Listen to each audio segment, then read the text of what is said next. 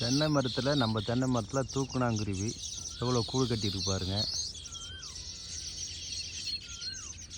அதாவது மறைந்து போன பொக்கிஷங்களில் இதுவும் ஒன்று.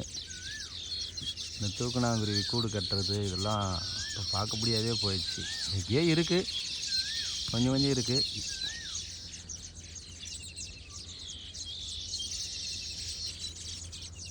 பார்த்தீங்கன்னா தெரியும், அந்த பறவைகள் பறக்கிறத கூட நீங்கள் பார்க்கலாம். பாருங்க, தூக்குனாங்குருவி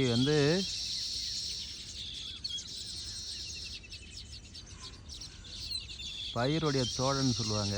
அது அதாவது பங்காளி அவர் பயிரில் விளையிறதுல கொஞ்சம் அவரும் சாப்பிட்டு மீதி தான் நமக்கு தருவார்.